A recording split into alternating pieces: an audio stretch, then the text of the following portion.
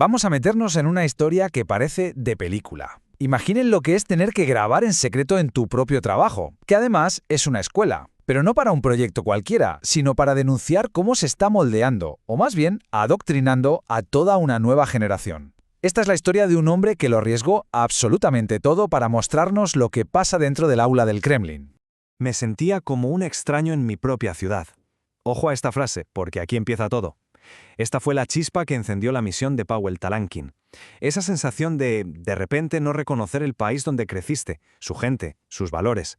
Eso fue lo que le empujó a hacer algo que a muchos les parecería impensable: documentar la maquinaria de la propaganda desde sus entrañas.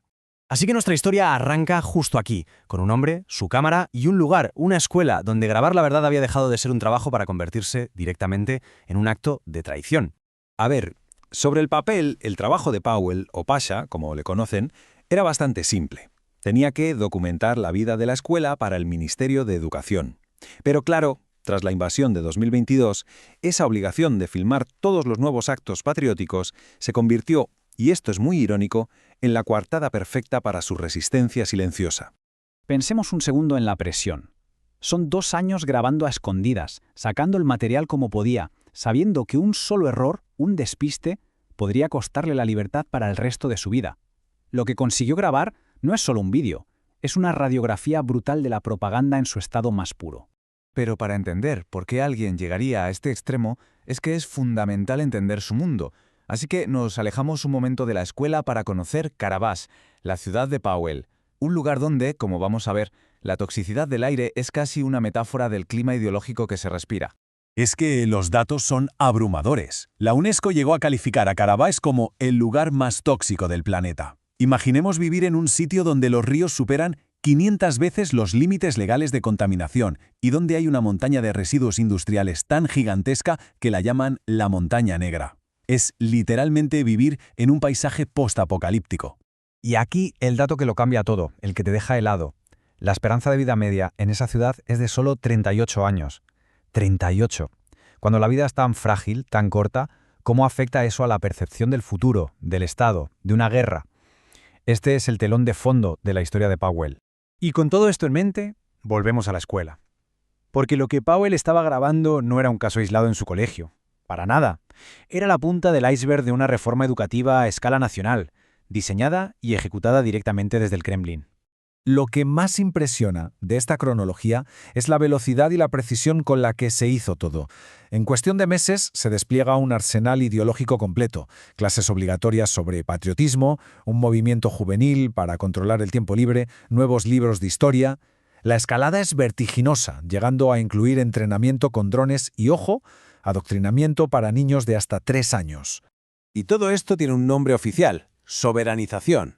¿Y qué significa? Pues en la práctica es la anulación casi total del pensamiento crítico en las aulas para construir una generación que sea completamente leal a una única idea, la de una Rusia que es como una fortaleza asediada permanentemente por un Occidente hostil y decadente.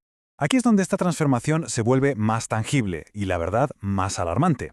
Vamos a ver cómo esta nueva ideología se traduce en la militarización directa de las aulas y de las actividades que hacen los chavales en el colegio.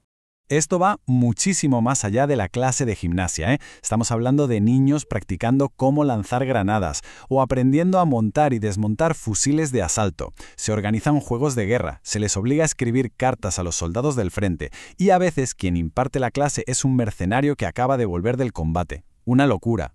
Y para entender la mentalidad que hay detrás de esto, escuchemos a un profesor de historia de esa misma escuela. Para él, esta militarización no es ningún problema, es un deber patriótico.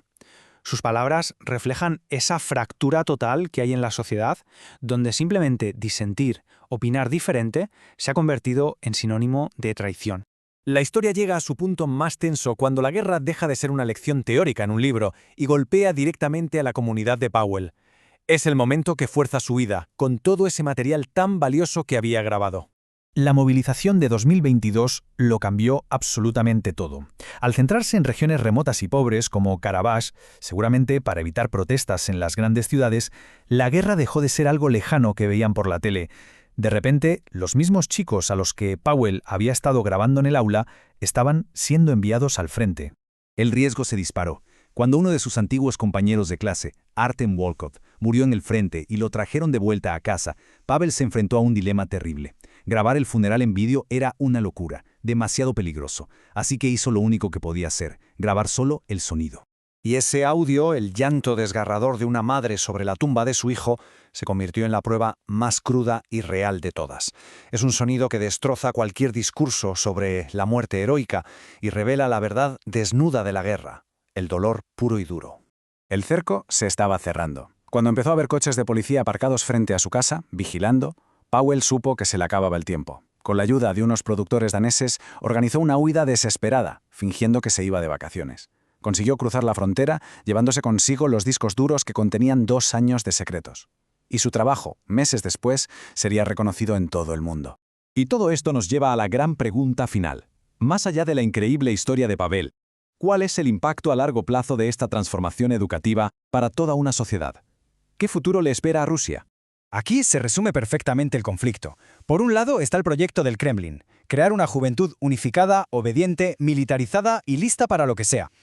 Y por el otro, el precio a pagar, una infancia sacrificada, donde el pensamiento crítico es erradicado para dar paso a un culto a la violencia. La historia de Powell Talankin es mucho más que el relato de un hombre valiente. Es un testimonio del momento exacto en que un país decide sacrificar el futuro de sus jóvenes en el altar de la ideología. Y la pregunta que su cámara nos obliga a plantearnos es tan inquietante como necesaria.